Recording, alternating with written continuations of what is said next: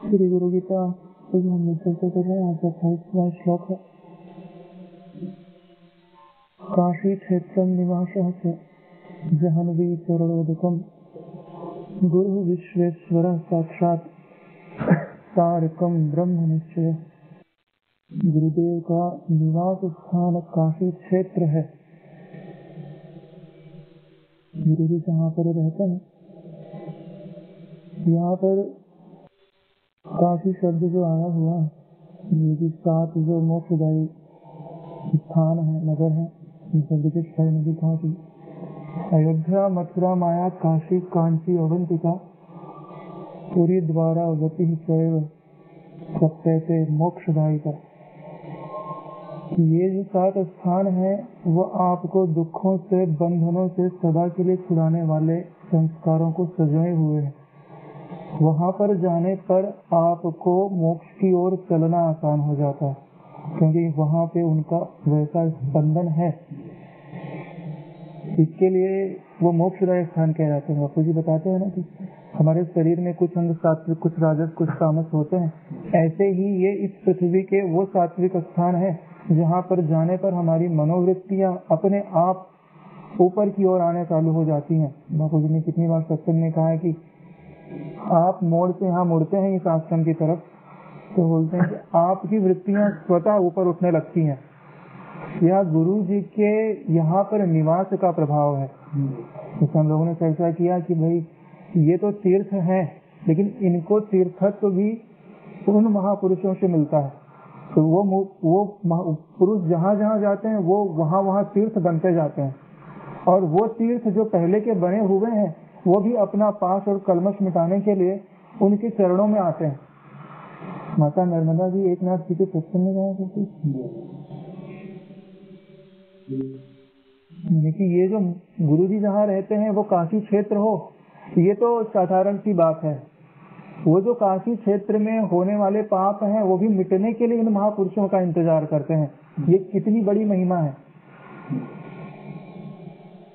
और कहते हैं कि काशी क्षेत्र में रहते कौन है, क्योंकि शिव जी रहते हैं और माता पार्वती रहती हैं।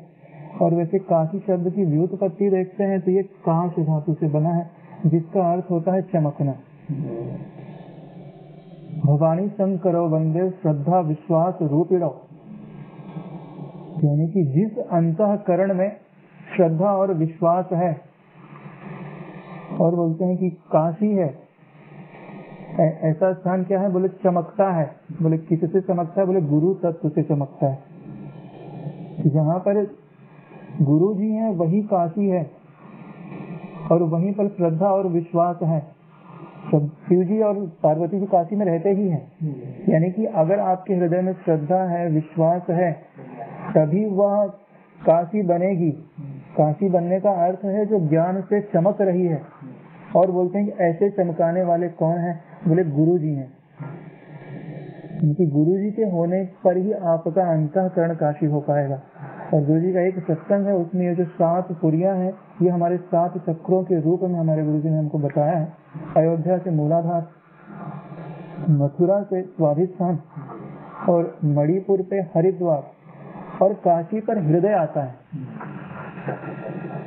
और बोलते हैं कि जिसकी वृत्ति हृदय में आ गई ना, नीचे के तीनों चक्रों को भेदन करते हुए, बोले उसका पराभव नहीं होता है। और गुरु जी का स्थान हृदय में दे दिया गया, क्योंकि हृदय से ही सारे भावों की उत्पत्ति होती है। सारे प्रेम भावों का स्थान हृदय ही होता है। इस दृष्टि से भी गुरु जी का निवास स्थान काशी क्षेत्र है। काशी क्षेत्र का मतलब है कि जो सबको प्रकाशित कर रहा है उस स्थान पर गुरु जी विद्यमान है, और वो मोक्षदायी है।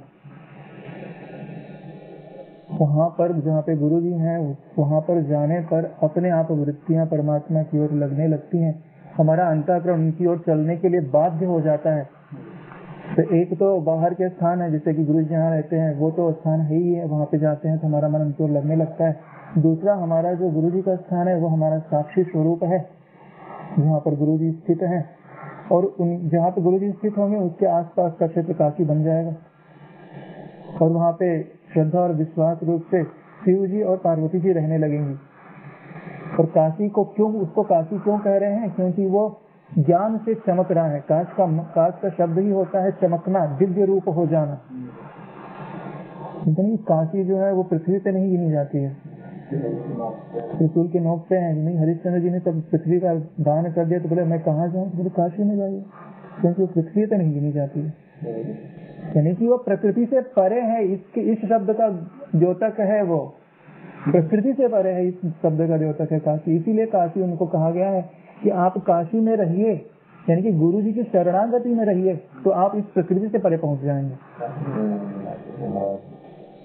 इसके बाद कहते हैं कि ये जो गुरु जी का चरणोदक है वो जहन्वी शब्द जो है गंगा जी के लिए आता है। इसमें तो पता ही होगा सबको कि जब भागीरथ जी गंगा जी को लेके निकले तो जहनु ऋषि का आश्रम था, तो उन्होंने अपनी तेज धारा से उनके आश्रम को क्षतिग्रस्त कर दिया, उनकी भूमि को जहाँ से यज्ञ आदि करते थे। तो रूप से होकर उन्होंने उसका पान कर लिया, गंगा जी का पान कर लिया। भगीरथ के द्वारा अनुनय विनय करने पर उन्होंने उनको जांग के माध्यम से निकाला है। इनके लिए उनको जहन्वी कहा जाता है।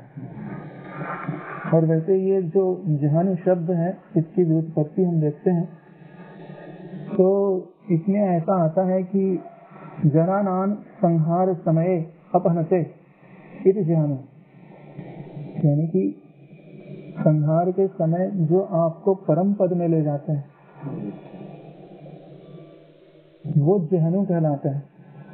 और उनकी ऐसी जो भावना है, ऐसा ले जाने की जो सामर्थ्य है, वो जहन्वी कहलाती है। देखिए चरणोदक तो उस समय भी वो ब्रह्म ज्ञानी की बन ही गई थी, उन्होंने अपने पांव से निकाला था, टांग से निकाला था चरणोदक। इसीलिए इतनी पवित्रता उनमें क्यों है, क्योंकि वो भी ब्रह्म ज्ञानी के चरणों से ही निकली है। एक तो वहां से निकली और दोबारा यहाँ धरती पर से निकली। इसके पहले हमने चरणोदक पर जो विचार किया था कि भाई गुरु जी हमारे ज्ञान स्वरूप है, उनका जो ज्ञान है और उससे जो हमारा प्रेम भावना ये दोनों मिलते हैं तो उनका पादोदक बनता है और वो संसार को तारने वाला है। हमने कहा था कि उसका पान करना चाहिए। जब पान करना चाहिए तो हमने पहले पढ़ लिया, अब उन्होंने उसकी उदाहरण उन्होंने चरणोदक जहन्वी के रूप में दिया गया। तो जहन्वी में हम लोग पान तो करते ही हैं, स्नान भी करते हैं। चरणोदक थोड़ा सा होता है, उसमें स्नान नहीं कर सकता, लेकिन यहाँ पर बोलते हैं इसमें आप डुबकी भी लगा सकते हैं। अगर आप उसके अंदर गए तो आपका कुछ भी ऐसा नहीं है कि जो रीता रह सके। आपने पान किया तो हृदय में गया ही, और आप उसमें चले भी गए तो आपका आंख, आपका नाक, आपका कान, आपका पूरा शरीर में वही का वही व्याप्त हो गया। यानी कि आप अब उससे अछूता ही नहीं रह गए। और जल के दो स्वभाव होते हैं, एक तो आपकी जलन है तो वो मिटा देता है, शीतलता प्रदान कर देता है, यानी संसार के जो दुख हैं वो मिट जाते हैं। और अगर आपने पान कर लिया ना तो बोले तृप्ति का आनंद का एहसास हो जाता है। यानी कि संसार के दुख तो मिटते ही हैं, अंदर की तृप्ति भी आ जाती है। संसार के पाप आदि मिट गए और आत्मानंद भी दिला देता है। ऐसा गुरु जी का चरणोदक है, इसीलिए उन्होंने उनकी जहन्वी शब्द से कहा है। गुरु जी का निवास स्थान काशी क्षेत्र हो गया और गुरु जी का चरणोदक यानी वो गंगा जी कहा गया है, क्योंकि दोनों में पाप मिटाने की सामर्थ्य है, पाप मिटाने की सामर्थ्य है। फिर आगे कहते हैं कि ये जो गुरु जी हैं वो साक्षात विश्वेश्वर, सारे इस विश्व के एकमात्र ईश्वर हैं। इस समस्त में जितने भी लोग रहते हैं वो किसी न किसी को ईश्वर स्वीकार करते हैं। कोई किसी को मानता है, कोई किसी को मानता है, लेकिन उन सारे ईश्वरों का भी जो ईश्वर है उसे विश्वेश्वर कहते हैं।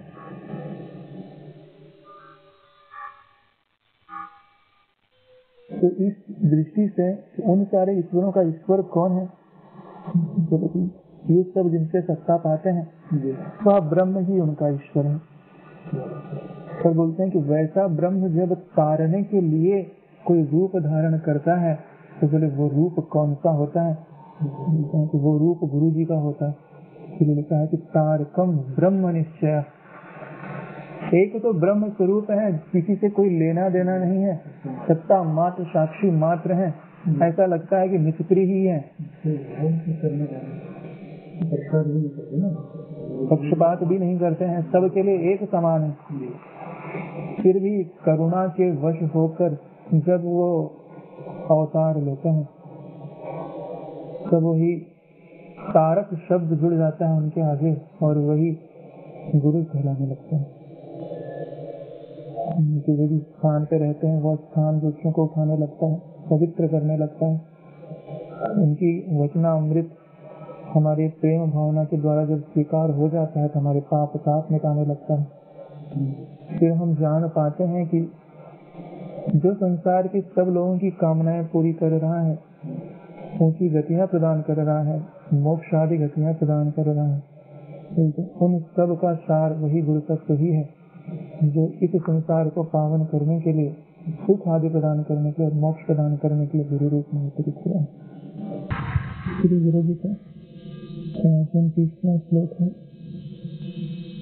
गुरु सेवा गया प्रोक्ता देह स्वादक्षयो वटः तत्पादम विष्णु पादम स्यात् तत्र दत्तो मनः।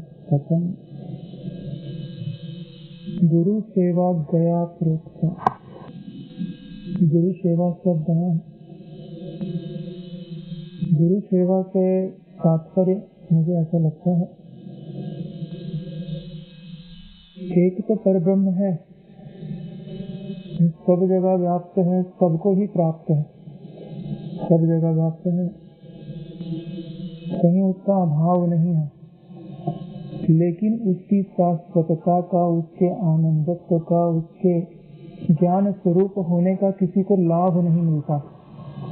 ठीक वैसे ही लाभ नहीं मिलता जैसे पृथ्वी तो सब जगह है, लेकिन कोई पृथ्वी को खा के अपनी भूख नहीं मिटा सकता।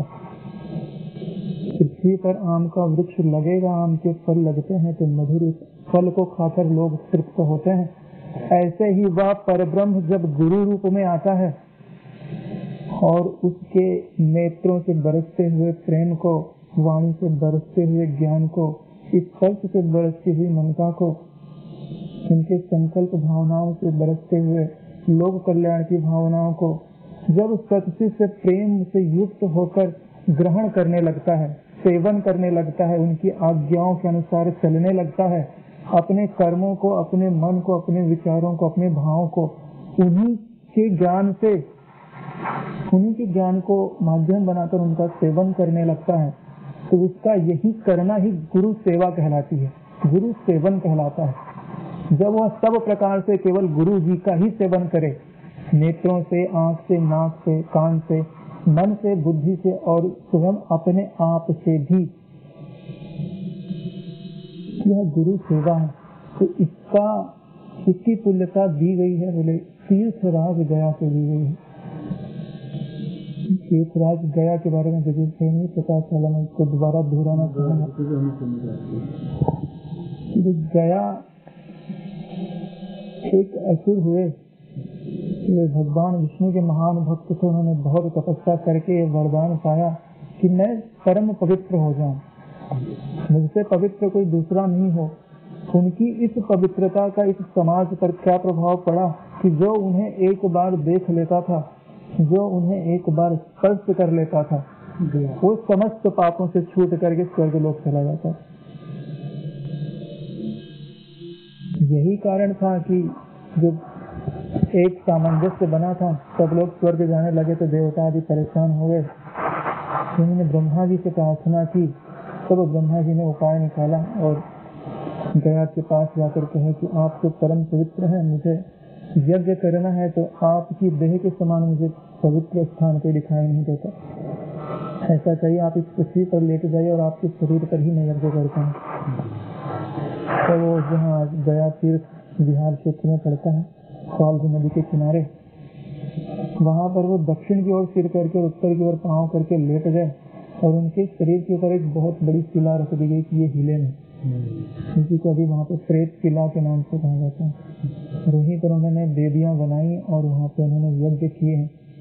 भगवान विष्णु सहित समस्त देवता उस स्थान पे आकर निवास करते हैं और भगवान विष्णु ने जहाँ पे पाँव रखा था तो वहीं पर आज वहाँ पे मंदिर बना हुआ है। तो जिसको केवल देखने मात्र से और केवल छू लेने मात्र से सारे पापों से युक्त मुक्त होकर के स्वर्ग आदि की ऊंची गतियों की प्राप्ति हो जाती थी। तो बोलते हैं कि यही का यही प्रभाव गुरु सेवा में भी है कि गुरु सेवा जिसको लग गई, जिसने गुरु जी को सेवन करने की युक्ति पाली है, उसका हृदय पवित्र हो जाता है और उसकी ऊंची गति होने ही लगती है।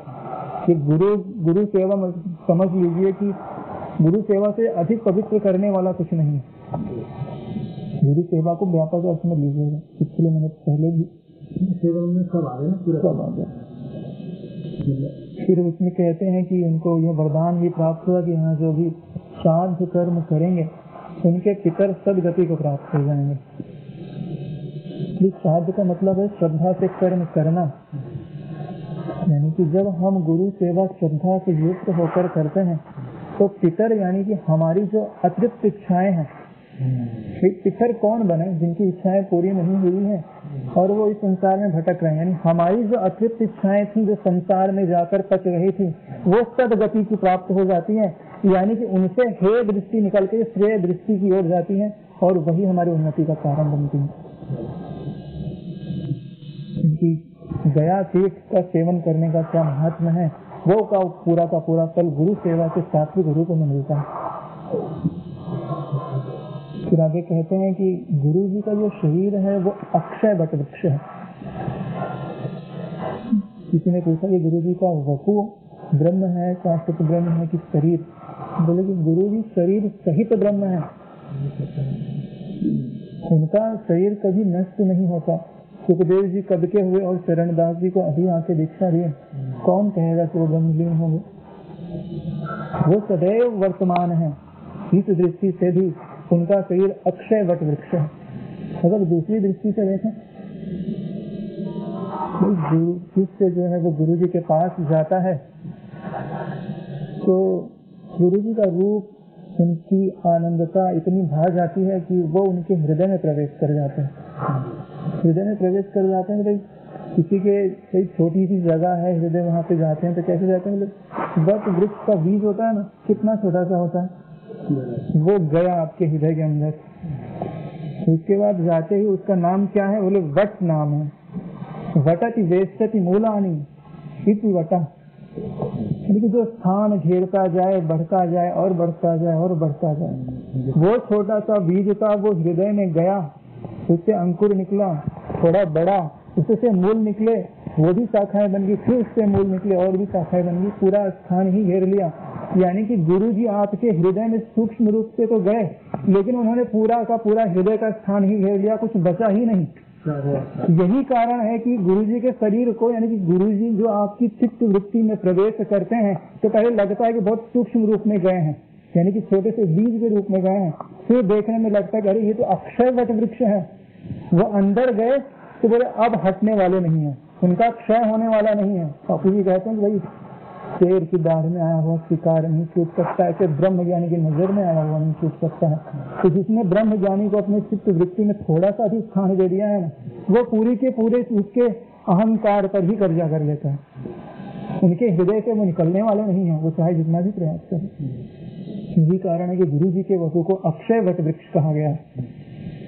कहते हैं कि गुरु जी के जो पांव हैं, जो चरण है, वो भगवान विष्णु जी के चरण है।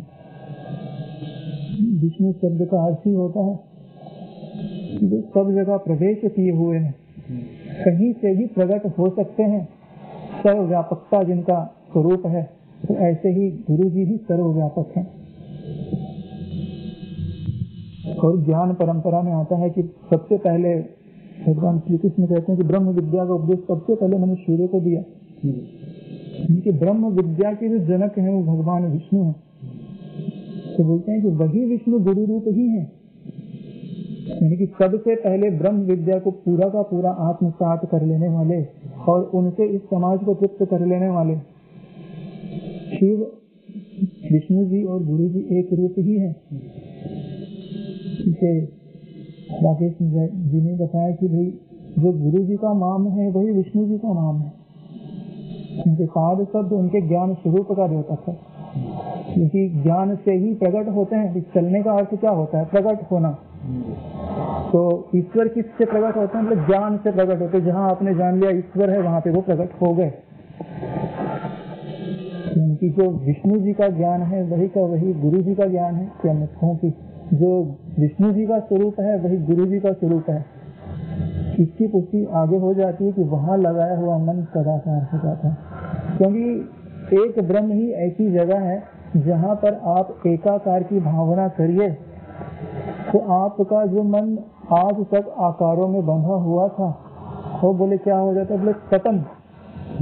सतम शब्द आया, सतम शब्द किसके लिए आता है, अविनाशी तो तत्बुद्धि एन सर्वमिदं सतम, यानी कि जिससे यह संसार व्यापा हुआ है, जिसमें यह संसार व्यापा हुआ है उसे सतम शब्द से कहते हैं। तो आपका जो मन आज तक एक व्यक्ति में परिच्छिन्नता में बंधा हुआ था वो सर्वव्यापक हो जाता है, सब हो जाता है जब हम गुरु स्वरूप में अपनी चित्त वृत्ति को सदाकार भावना से लगाते हैं कि ये जो मेरा मन है वो अब गुरु रूप ही हो गया है, गुरु जी में ही समाहित हो गया। जैसे हिम का कण अगर जल में पड़े तो थोड़ी देर के लिए आकार दिखता है, फिर आप ढूंढ ही नहीं पाएंगे कि आपने हिमकण डाला था। ऐसे ही हमारा जो मन है वो गुरु तत्व में थोड़ी देर के लिए दिखता है कि हाँ अलग है, फिर वो उनसे एक रूप हो जाता है। इसीलिए कहते हैं कि एकमात्र ब्रह्म की भावना से ही यह जो जीव है वो अद्वैत ब्रह्म पद में आरूढ़ हो जाता है।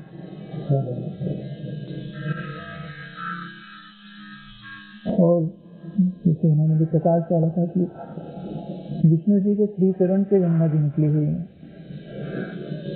फिर उनको फिर शिव जी अपने सिर पर धारण करते हैं, यानी कि वो गुरु जी का चरणोदक है। जाह्नवी चरणोदकम पहले वाले श्लोक में भी पढ़ ही लिया है कि गुरु जी की चरण से जो निकला हुआ पादोदक है, जब उसको शिव जी अपने शीर्ष पर धारण करते हैं तो अन्य लोगों के लिए ये कितना बड़ा दृष्टांत है, कितना बड़ा उदाहरण है कि इसका कितना बड़ा महत्व है, कितनी बड़ी पवित्र करने वाली चीज है, ज्ञान उद्दीपक चीज है, ज्ञान के मूल को हरण करने वाली चीज है। गुरु गीता आज का 30वां श्लोक, गुरुवक्त्रे स्थितं ब्रह्म प्राप्यते तत्प्रसादतः गुरोर्ध्यानं सदा कुर्यात् पुरुषं स्वैरिणीयः। गुरुवक्त्रे स्थितं ब्रह्म, कि वह ब्रह्म श्री गुरुदेव के मुखार बिंद में स्थित रहता है।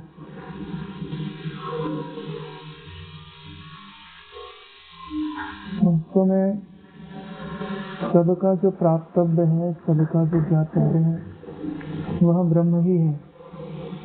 हर प्राणी की हर चेष्टा उसी को पाने की ओर ही है, चाहे वो किसी भी दिशा में क्यों न जा रहा हो। सब के सब उसी सुख की तलाश में है, उसी ज्ञान की तलाश में है।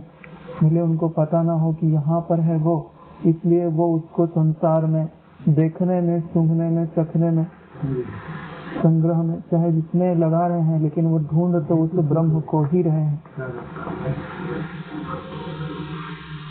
जब हमारे पुण्य बढ़ते हैं, 7 जन्म के पुण्य बढ़ते हैं, तो संतों के द्वार पर जाके वापस आ जाते हैं। जब 21 जन्मों के पुण्य होते हैं तब हमको ब्रह्म ज्ञानी गुरु मिलते हैं और हम यह समझ पाते हैं कि वह जो ब्रह्म है वह प्राप्त करने योग्य है। इसको पाने से ही हमारे सारे दुखों का, हमारे सारे बंधनों का अंत होगा। तब वो हमें प्राप्त कैसे होता है? जो परब्रह्म रूप में अवस्थित गुरुदेव हैं, उनके सत्संग अमृत से हम यह जान पाते हैं कि यह जगत क्या है। गूढ़ विद्या जगत माया।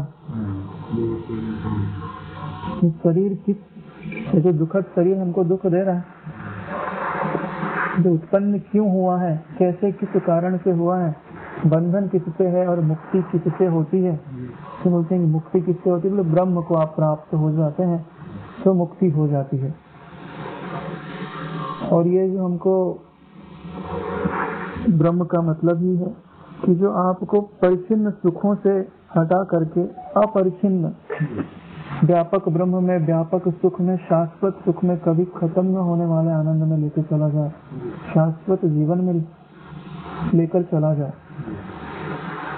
तो यह जो जगत बना, तो बना कैसे? तो कहते हैं कि ब्रह्म था, उससे स्फुरण हुआ, एको हम बहुश्यामी।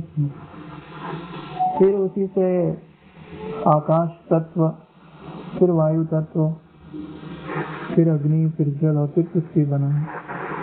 यानी कि इस माया का मूल बोला आकाश, आकाश से ही उपजना प्रारंभ हुआ।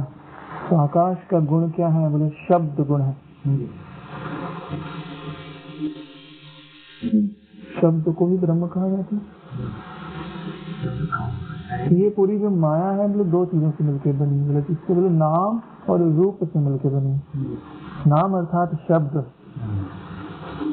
रूप यानी कि आकार, जो अग्नि तत्व के, अग्नि तत्व से उपजी है सारे आकार। तो कहते हैं कि यह जो वाणी है ये अग्नि तत्व से उपजती है, उपस्थिति अग्नि तत्व से है। और स्वरूप कैसा है? बोले शब्द गुण है इनमें, आकाश तत्व है। यानी कि जो वाणी है उसमें किसको नाश करने की सामर्थ्य है? बोले एक तो नाम को नाश करती है और दूसरे रूप को नाश करती है, क्योंकि दोनों चीज इसमें है। शब्द गुण भी इसमें है और अग्नि गुण भी इसमें है। देखिए अंधकार दूर किससे होता है? बोले अग्नि हम जला देते हैं तो अंधकार दूर हो जाता है। ऐसे ही यह जो अविद्यात्मक अंधकार है वो वाणी रूपी अग्नि जलती है तभी यह दूर होता है। इसके लिए वाणी की संज्ञा दी गई है ब्रह्म को, और वो प्राप्त तो केवल ब्रह्म ज्ञानी गुरुओं के मुखार बिंद से ही प्राप्त होता है। वसते सुधा कंठे वसत पे भगवत जनाना। यह जो अमृत है वो उन्हीं के कंठ में, इनके मुखार बिंद में स्थित रहता है। बोलते हैं कि ऐसा जो अमृत है, ऐसा जो वचना अमृत है, जो ज्ञान है, जो इस अविद्या को नष्ट करके ब्रह्म की प्राप्ति करा देता है, ब्रह्म का बोध करा देता है। इस रूप में बोध कराता है, लेकिन महावाक्य गुरु के मुख से प्राप्त होते हैं और शत शिष्य उनको वैसे का वैसा अपने हृदय में धारण कर लेता है। तो नाम और रूप दोनों बाधित होकर के परिच्छिन्नता को मिटा करके अपरिच्छिन्न ब्रह्म में स्थिति हो जाती है। तो बोलते हैं ऐसा घटना घटती कब है, ऐसा होता कब है? जब गुरु जी प्रसन्न हो जाते हैं। प्राप्यते तत्प्रसादतः, उनके मुखार बिंदु में स्थित तो है, लेकिन आपको मिलता कब है? जब वो प्रसन्न हो जाते हैं। और वो प्रसन्न कब होते हैं? जब हम उनकी अनन्य शरणागति स्वीकार कर लेते हैं। तो ने प्रकाश डाला ना कि भाई भगवान कृष्ण भी वही थे, अर्जुन भी वही थे, गीता पहले घटित क्यों नहीं हो गई? क्योंकि उन्होंने पहले नहीं कहा कि शिष्य थे हम शादिमाम स्वाम प्रसन्नम। उन्होंने शिष्यत्व स्वीकार नहीं किया। जब हम अपनी इंद्रियों को, मन को, बुद्धि को उनके द्वारा शासित होना स्वीकार कर लेते हैं, तब ही हमको उनका मुखार बिंदु में स्थित जो ब्रह्म है वो प्रसाद के रूप में प्राप्त होता है। हमारे सारे विषाद सदा के लिए चले जाते हैं। तो ये जो प्रसाद है वो पचता कैसे है, उसके लोग हमारा अंतःकरण बनता कैसे है? तो बोलते हैं कि गुरु जी का ध्यान करना चाहिए। ध्यान किसको बोलते हैं? ध्यान बोलते हैं कि किसी भी चीज को धारण करना। तो बोलते हैं कि आप गुरुदेव को धारण करिए। गुरु ध्यानम सदा कुर्यात्, उनका ध्यान सदा करिए। ध्यान के प्रकार भी हैं, स्वादस्थ है, पिंडस्थ है, रूपस्थ है और रूपातीत है।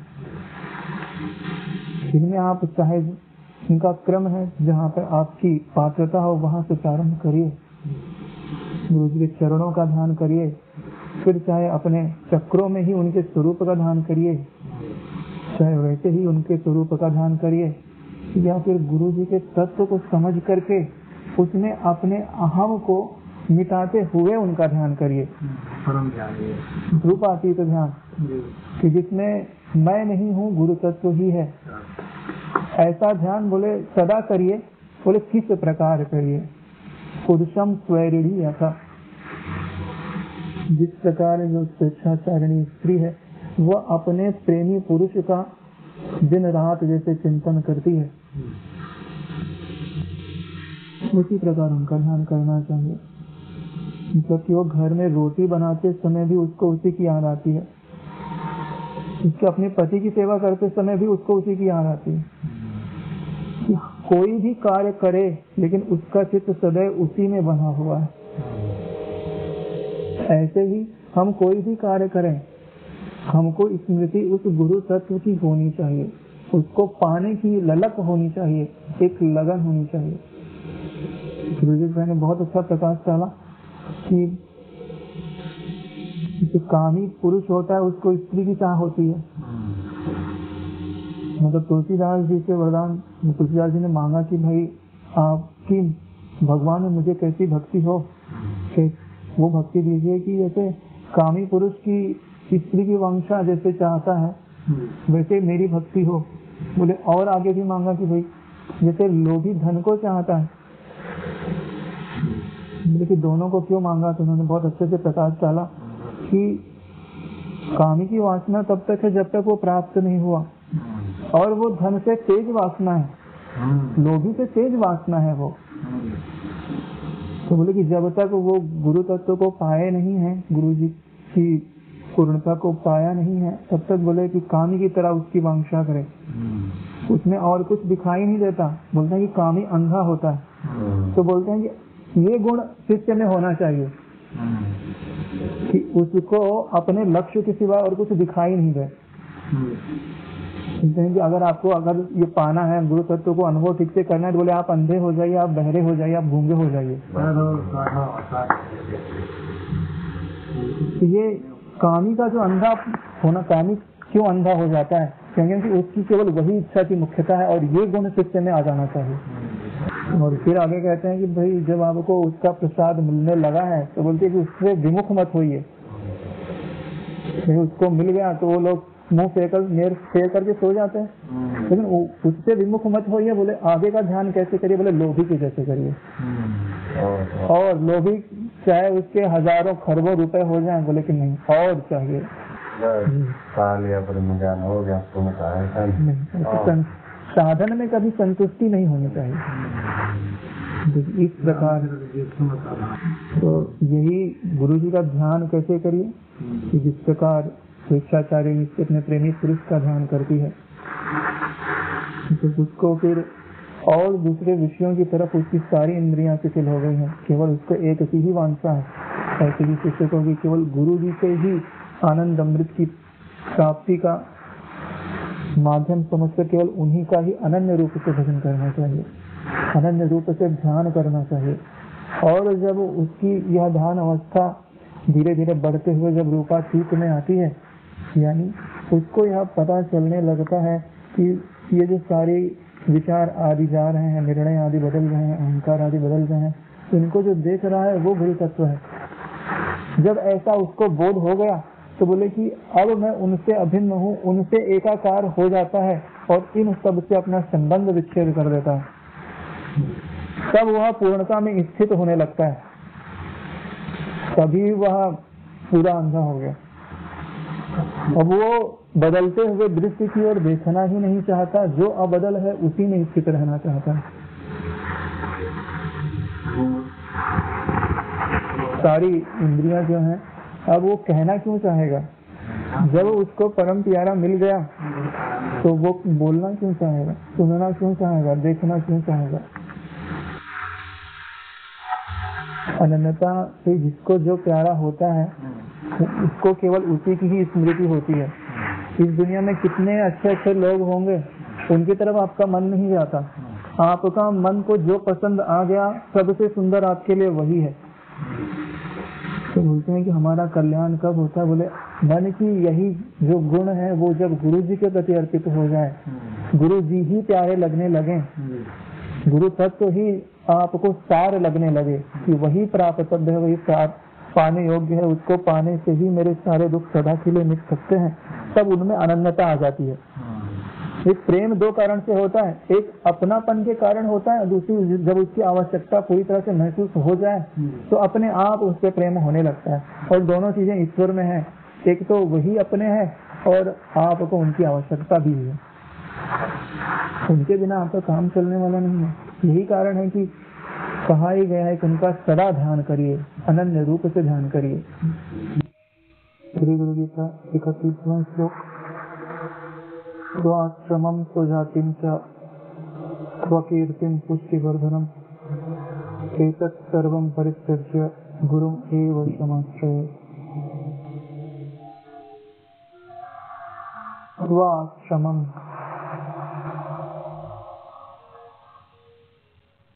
विचार करने की बात यह है कि श्री गुरु गीता का प्रारंभ कहाँ से होता है। जब मुनि लोग प्रार्थना करते हुए कहते हैं कि वह बताइए जिससे सारे दुख मिट गए,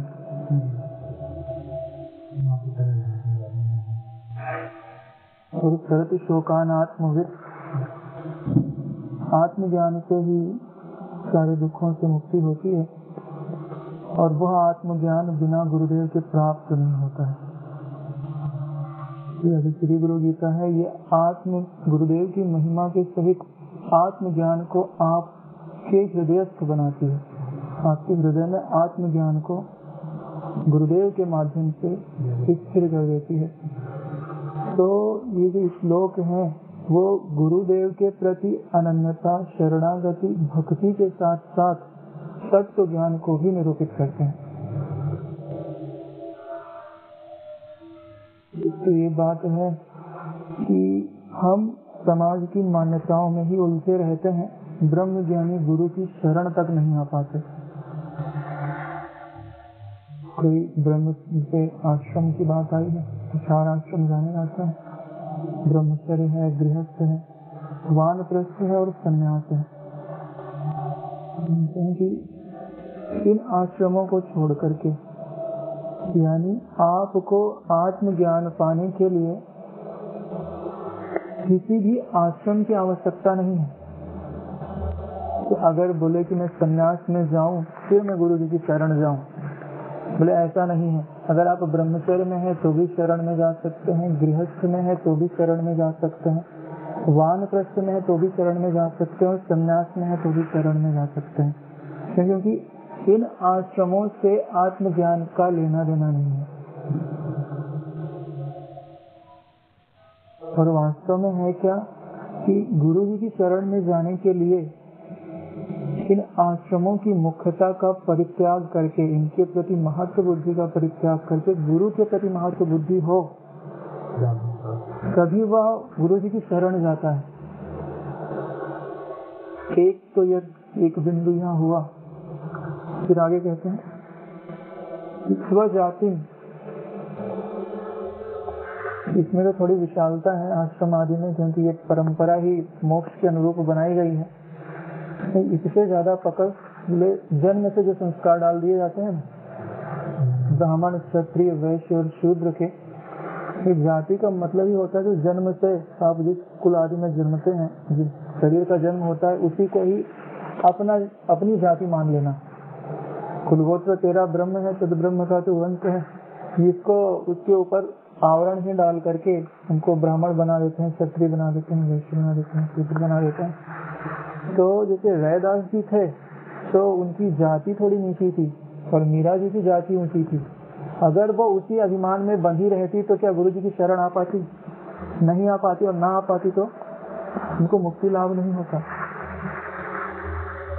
ऐसे बहुत सारे उदाहरण मिल जाएंगे कि अगर हम इनके घेरे में बंधे रहे तो हम गुरु जी की शरण तक नहीं जा पाएंगे। इसके लिए है कि इन जातियों की भी महत्व बुद्धि छोड़ करके, इनका भी अनादर करके हमें गुरु जी की शरण में आना चाहिए। फिर आगे कहते हैं कि कीर्ति यानी पद प्रतिष्ठा का त्याग करके, उनसे कोई बहुत महान राजनेता हो या बहुत ज्यादा उसकी ख्याति हो, और मान लीजिए कि गुरु है जिनको कोई जानता नहीं, अभी तो मतलब प्रचार हो गया तो लोग जानते हैं, नहीं तो गुरु एकांतवास में छोटी सी कुटिया बना के रहते हैं, उनको कौन जानता है, सादे सूदे कपड़ों में तो वहां पे जाना और झुकना, पहले बहुत सम्मान होता था उन लोगों का, राजा आदि होते थे, तो ऐसे के पास जाना और झुककर प्रणाम करना ये बहुत बड़ी बात है। तो बोलते हैं कि अपना कल्याण करने के लिए, समस्त दुखों से सदा छूटने के लिए, बोले इसका भी आप त्याग करने के लिए तत्पर होइए, तभी गुरु जी की शरण में जा पाएंगे। यानी कीर्ति के ऊपर ही पांव रखना सीखिए, अपने पद प्रतिष्ठा से जो मिला है उससे भी ज्यादा यहाँ पे मिलता है, ऐसी महत्व बुद्धि आपके हृदय में रहेगी, तभी आप झुक पाएंगे। उन्होंने बोला कि शरीर का जो पालन पोषण आदि है, बोले अपने शरीर का पालन पोषण हो या अपने आश्रितों का पालन पोषण हो। पालन पोषण का मतलब है कि इंद्रियों का लालन पालन। शरीर का पालन पोषण तो धर्म है, ये नहीं करेंगे तो ये अधर्म गिना जाएगा। नहीं, कहते हैं कि इंद्रियों को तपाना जो है वो मुझ अंतर्यामी को ही तपाना है, उस अर्थ में नहीं लेना चाहिए कि शरीर का ही पालन पोषण छोड़ दे, ऐसा नहीं है। इंद्रियों के पालन पोषण के लिए है कि भाई आंखों को सुंदर दृश्य दिखाना, कानों को मधुरतम संगीत सुनाना, अपने और अपने आश्रितों को, दोनों को इनमें न लगा करके गुरु जी की चरण की तरफ लेके जाना चाहिए। ये जो चीजें उन्होंने बताई हैं, ये गुरु जी तक पहुंचने में रोकने वाली चीजें हैं। तो जब आप गुरु जी की तरफ कदम बढ़ाएंगे तो ये सारी चीजें आपको रोकेंगी। आपको आश्रम में आश्रम का अभिमान रोकेगा, जाति का अभिमान रोकेगा, आपका यश आपको झुकने नहीं देगा, आपकी इंद्रियां जिनको आपने हमेशा लालन पालन पोषित किया हुआ है, बोलेंगे कि वो कठिनाई सहने की ओर आपको जाने नहीं देंगे। और उन्हीं के नाते जुड़े हुए जो पुत्र पत्नी आदि हैं, ये भी रास्ते में आपके अड़ंगा लगाएंगे। इसलिए इन सबको महत्व न देकर के आपको गुरु जी की शरण में जाना चाहिए। और इसका दूसरा अर्थ क्या निकलता है? इसका दूसरा अर्थ ये निकलता है कि जब आप गुरु जी के शरण में आ गए तो गुरु जी तो साकार में दिखाई दे रहे हैं, तो सत्संग आदि सुना तब पता चला कि नहीं गुरु जी का स्वरूप क्या है। अब मैं अभी आश्रय तो आ गया हूँ, लेकिन गुरु जी से दूरी बनी हुई है, तो बोले सम्यक प्रकार से आश्रय कैसे आऊं? तो बोले कि ये जो चारों ये जो चीजें हैं जो आपको अभी तक रोकती आई हैं, ये किस रूप में स्थित है? बोले ये वृत्तियों के रूप में स्थित है। मैं ब्राह्मण हूँ, मैं ब्रह्मचारी हूँ, मैं गृहस्थ हूँ, मैं सन्यासी हूँ, ये क्या है? बोले मन की एक विचारधारा है, शरीर की अवस्था को देख करके उसने ऐसा निर्णय कर लिया कि मैं ये हूँ, कल्पना कर लिया। यानी कि एक वृत्ति है, मैं ब्राह्मण हूँ, यह भी एक वृत्ति है, मैं क्षत्रिय हूँ, मैं भी एक वृत्ति है, मैं यशस्वी हूँ, मुझे बहुत सारे लोग मानते हैं, यह भी वृत्ति है। इस वस्तु का उपभोग करूंगा और सुख मिलेगा, यह भी वृत्ति है। और ये सब आपका दृश्य है, इसको जो जानता है वो गुरु जी हैं। सदैव उनमें महत्व बुद्धि करते हुए, उनमें सुख बुद्धि करते हुए, उनमें सत्यत्व बुद्धि करते हुए उस साक्षी स्वरूप में ही स्थित रहना चाहिए। इन सब प्रकार की वृत्तियों को महत्व नहीं देना चाहिए। न त्वं विप्रादिको वर्णो नाश्रमी नाक्ष गोचरा असंगोच निराकारो विश्व साक्षी सुखी भव। जो समस्त विश्व के साक्षी हैं, निराकार असंग जिनका स्वरूप है, ऐसे गुरु तत्व में ही सदैव समाहित रहना चाहिए। आप बदल में स्थित रहना चाहिए, बदलाहट को महत्व नहीं देना चाहिए। यही गुरु की सम्यक आश्रयता है। यही तत्व ज्ञान को आपके हृदय में पूरी तरह से जैसा गुरु जी देना चाहते हैं वैसा अनुभूत कराने लगती है।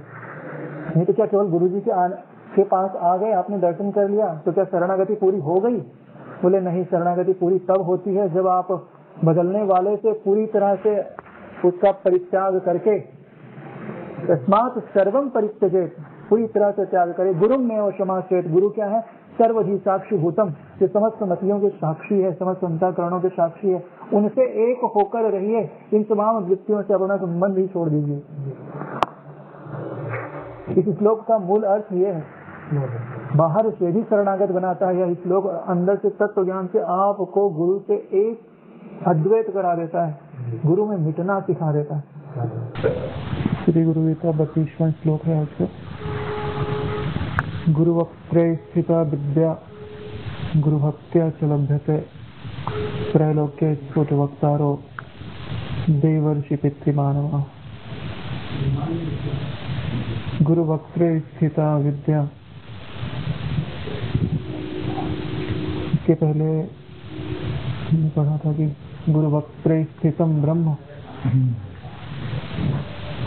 कि ब्रह्म गुरुदेव के मुखारविंद में स्थित है। तो आज कहते हैं कि जो विद्या है वह भी गुरुदेव के मुखारविंद में ही स्थित है। वहाँ पे लिखा था कि वह उनकी कृपा से प्राप्त होता है, यहाँ पे कहते हैं कि वह उनकी भक्ति से प्राप्त होती है। यानी कि जो निराकार स्वरूप है परमात्मा का, उसका ज्ञान हो जाना यह उनकी कृपा से प्राप्त होता है। लेकिन जो प्रेमा भक्ति है, क्योंकि जो भक्ति है वास्तव में वही अविद्या के रस को निवृत्त करती है। ये दोनों, ये जो श्लोक है वो परस्पर है। अभी हम लोगों ने विचार किया ना कि विद्या किसे कहते हैं, सविद्या या विमुक्त है, कि जो आपको दुख से, बंधनों से, सांसारिक कर्तव्यों से सदा के लिए मुक्त कर दे, वही विद्या है। भगवान श्री कृष्ण तो सीखने के लिए गए थे, 64 दिनों में उन्होंने 64 विद्याएं सीखी हैं। संसार की समस्त विद्याएं वैसे भी गुरु जी की ही अधीन है, बिना गुरुदेव के तो कोई भी विद्या प्राप्त नहीं होती है। तो यहाँ पर हम लोग उस विद्या की बात कर रहे हैं कि जिसको पाने से सारे दुख मिट जाते हैं। शुरुआत में ही प्रश्न में भी आया था। तो कौन सी विद्या है, बोले ब्रह्म विद्या। यानी कि जो ब्रह्म है वह आपके हृदय में कैसे आ जाता है, यह उसको प्रकट करने का जो काम करता है, या उसके बारे में जो ज्ञान देते हैं, उसके बारे में जो बोध आपके हृदय में एक पात्र से दूसरे पात्र में उड़ेला जाता है, तो यही विद्या कहलाती है। ब्रह्म तो था ही, ब्रह्म का जब ज्ञान मिलता है तभी वह ब्रह्म हमारी अनुभूति में आता है। तो ये जो गुरु जी के सत्संग आदि से जो वचन प्राप्त होते हैं वो हमको पचते कब है, जब हमारी गुरु जी के प्रति भक्ति होती है। भक्ति का मतलब होता है कि प्रेम भी होना और श्रद्धा भी होना। प्रेम जैसे कि एक दीपक है, उसमें जो तेल है वो प्रेम है, और जो श्रद्धा है वो बाती है। और ऐसा जो दीपक है, जब उसको गुरुदेव का सत्संग मिलता है, यानी कि गुरु जी के मुख से निकली हुई विद्या मिलती है, तब उसमें आत्मज्ञान रूपी दीपक प्रकाशित हो जाता है। वास्तव में यह जो साधन है, यह जो ब्रह्म की अनुभूति है, वह किसी साधन से नहीं होती। यह फल साधन से न होई, तुम्हारी कृपा पाव कोई कोई। अगर कोई साधन से उस आत्मविद्या की प्राप्ति हो जाती तो वो साधन बड़ा हो जाता और परमात्मा छोटा हो जाता। यह मिलता है तो उनके अनुग्रह से ही मिलता है, और किसी का अनुग्रह पाने में हेतु केवल प्रेम ही है। प्रेम से प्रकट हो ही नहीं जानन, हरिव्यापक सर्वत्र समाना, सब जगह है, लेकिन उसको प्रकट करने की सामर्थ्य है तो प्रेम में ही है। और प्रेम दो कारणों से ही होता है। एक तो जो जिसको हम अपना मान लेते हैं उसके प्रति प्रेम स्वाभाविक होने लगता है, और दूसरा जिसकी आवश्यकता होती है धीरे धीरे हम उसे अपना मानने लगते हैं। और प्रेम की एक विलक्षणता ये है कि जिसके प्रति प्रेम आपके हृदय में जग जाता है उसकी स्मृति करनी नहीं पड़ती, उसकी स्मृति होने लगती है, उसका सुमिरन होने लगता है, और जिसका सुमिरन होने लगता है उसका स्वभाव अपना स्वभाव बनने लगता है। उसका ध्यान करना नहीं पड़ता, उसका ध्यान होने लगता है, और जहाँ होना है वही है में टिका सकता है। जहाँ करना है वहाँ जिस चीज को आप करने से पाएंगे ना, वो ना करने से चली जाएगी। जो होने से पाएंगे, जो है उसके ज्ञान से जो पाएंगे, वो सदैव रहती है। इसके लिए प्रेम ही उसको प्रकट कर पाता है, क्योंकि प्रेम में कर्तृत्व तो नहीं है, आप प्रेम करते नहीं है, प्रेम होता है, क्योंकि वो तत्व है और वह तत्व प्रेम स्वरूप भी है। यही कारण है कि वो आपको है में टिकाता है। प्रेम में कोई कर्तृत्व नहीं, क्या है बोले शरणागति है।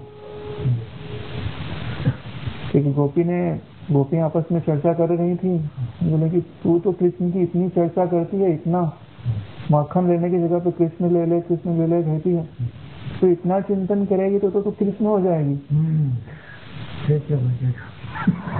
इतना चिंतन करेगी तब तो कृष्ण हो जाएगी। तो बोले तेरा प्रेम कहाँ बचेगा? बोले भगवान ने तो कहा है कि जो मुझको जैसे भजता है मैं भी उसको वैसे भजता हूँ। जो माम प्रपद्यते ताम तथैव भजामि हम। तो बोले जब मैं उनका इतना चिंतन करती वो भी मेरा इतना चिंतन करते होंगे तो वो गोपी बन जाएंगे और मैं कृष्ण बन जाऊंगा। मेरा प्रेम तो सदैव चलता है। ये प्रेम है जो आपको आपके इष्ट से एकाकार करा देता है।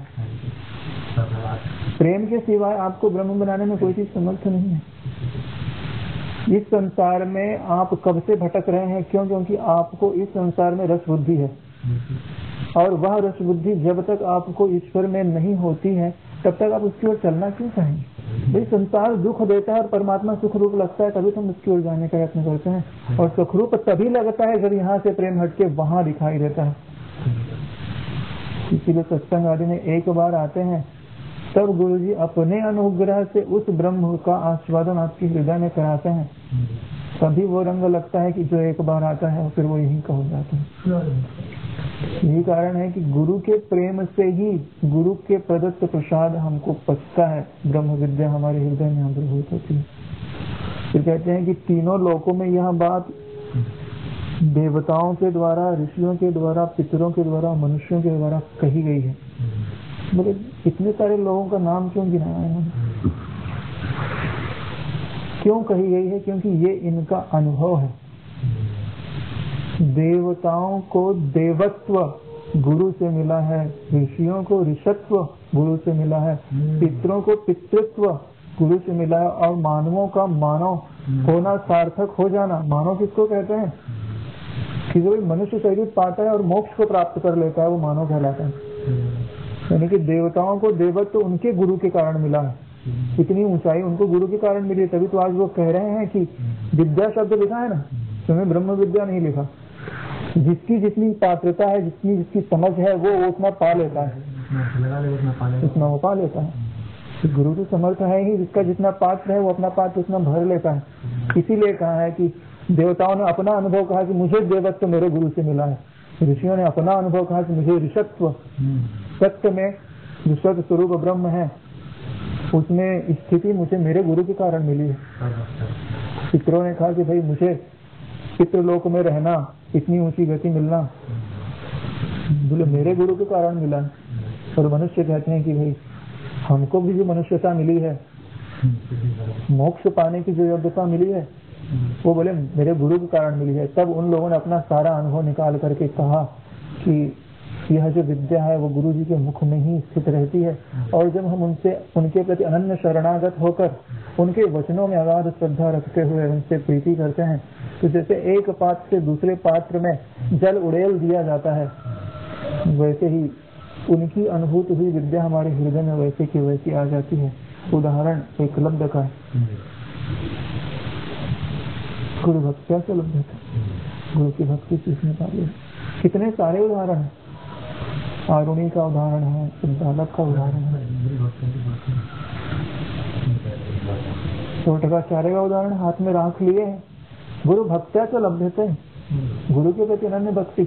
इसमें आप एक एक विद्या को पढ़ने जाइए, ये जो सारी विद्या के स्वरूप हमारे गुरु जी हैं, उनके साथ अपने चित्त को एकाकार कर दी, सारी विद्या एक के साथ आपके हृदय में आ जाएंगी।